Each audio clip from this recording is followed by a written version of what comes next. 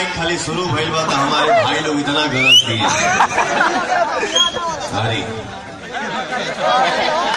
मेरा श्रोता बंधु जिंदाबाद। बस विकास भैया, मनीष भैया इतना अच्छा बात आप लोगों को सुनाए, बताए। आई कहे आई भाई भैया कि हमारे बड़े भैया अखिलेश भैया के आप लोग फिर से मुख्यमंत्री बनाई जाए।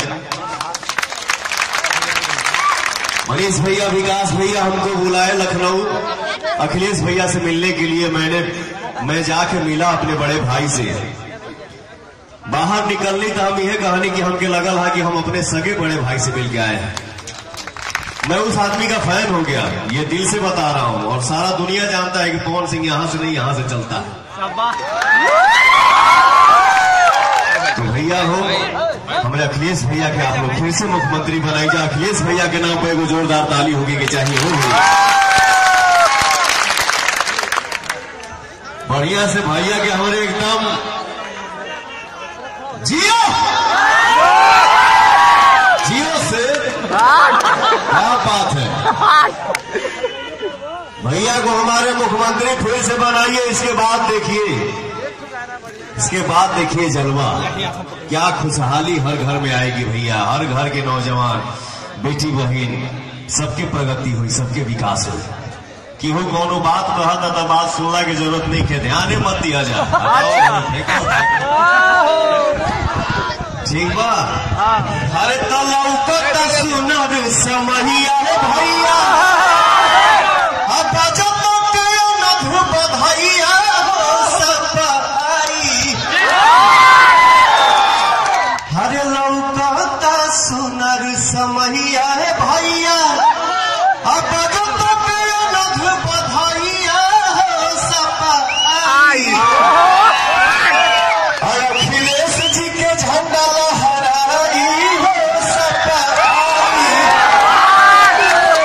अखिलेश जी के झंडा लहराई हो सपाई। थोड़े आइल बानी आप लोगों से आशीर्वाद के रूप में कुछ मांगे आइल बानी। आशीर्वाद न जाकर रही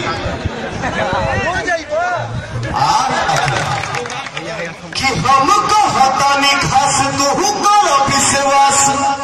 साइकिलिया न को कहू भी रुकी भाई। बनल योजना झकास होई सब कर विकास। सर दलित गरीब के न कब झुकी भाई, कब झुकी भाई।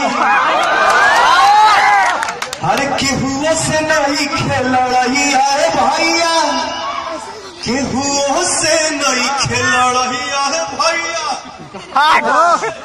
थर थर कपल मुदैया हो सपाई।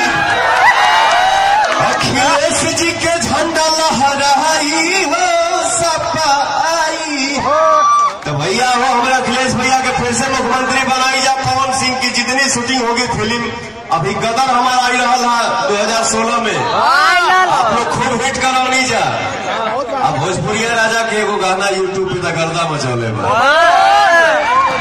आप लोग जानते बानी जा। हम यही शूटिंग करब अपने सारा फिल्म के। गदर 2 के भी शूटिंग लखनऊ में होखे वाला बा, और घूम घूम के एक गाना हर जगह करब एक लाइन से। बस माई हमारे तने एक बार खड़ा हो जाइए आप, और हमारे विकास भैया, मनीष भैया, माई बहन, भैया, चाचा, और जितने हमारे नौजवान खड़े अपने माँ के साथ आप लोग है ना भैया, जरा हाथ उठा के बताइए। विश्वास रख के पौरवा यह सजाए ना कि हमारी माँ विजय है। सब लोग हाथ उठा के बताइए कि माँ विजय है। क्या बात है। अरे माँ तो माँ होती है। दिल से बताइए आप लोग कि आप लोग माँ के साथ हैं।